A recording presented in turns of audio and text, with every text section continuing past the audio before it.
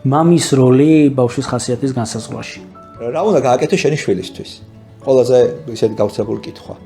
ეხლა ისეთი რაღაცა უნდა ვთქვა, შევა არ მოგეწონოთ. ცოტა არც მე მომეჯონა რომ გავიგე ხა, მამა ვარ. ეს კითხვა უნდა დავსვა ახლა ბატონო ილია აუცილებლად. პირველ წყარო ბავშვთან ურთიერთობს არის დედა.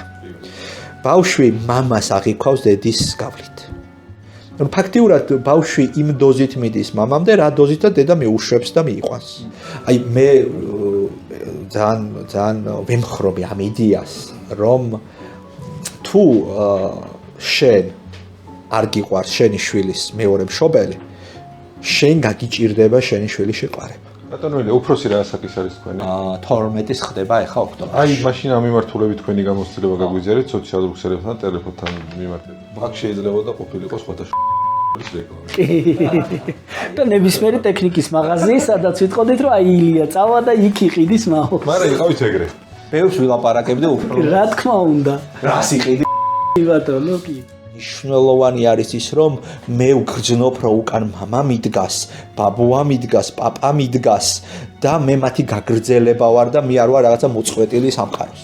5 თვის ბავშვზე რო ვარ ძალიან ფოკუსირებული მთელი ოჯახი, ოკეია. იმიტომ რომ მასე სჭირდება, იმიტომ რომ ინფანტილურია, პატარა ფერ შეუძლია.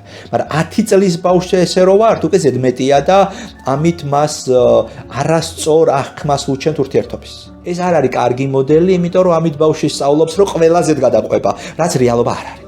ბევრი სიყვარული, აი როგორც ბევრი თაფლი არის მომწამლელი. ბევრი ზრუნვა, როგორც ბევრი თაფლი არის მომწამლელი. რომ იზრდება ბავშვი. შემდეგ ჩვენ გვჭირდება რა?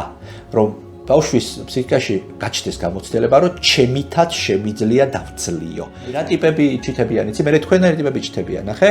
ამდენი ხანი გადაცემას აკეთებთ და ჯიუტად გჯერათ, რომ ეს გადაცემა მაგარ შედეგებსაც მოიტანს, სპონსორების გაყოლება და ასე შემდეგ. მიბრძოლი ტიპები ჩიტებიან. ძალიან საინტერესო თემა იყო ბავშვი და მისი ხასიათი და არა მარტო ხასიათი, ბევრ რაღაცაზე ვისაუბრეთ დღეს. ბევრი სილა შემომაწანეთ ეხა თქვენ უნებურად. მეც ბევრი სილა ვიგრძენი და დავფიქრდი. თავარია რომ ეს ყველაფერი დავნერგოთ პრაქტიკაში, რაზეც გითხარი შვილებთან მიმართებაში და არა მარტო შვილებთან მიმართებაში, ზოგადად ჩვენი ხასიათის ორიენტაციის ამბავში.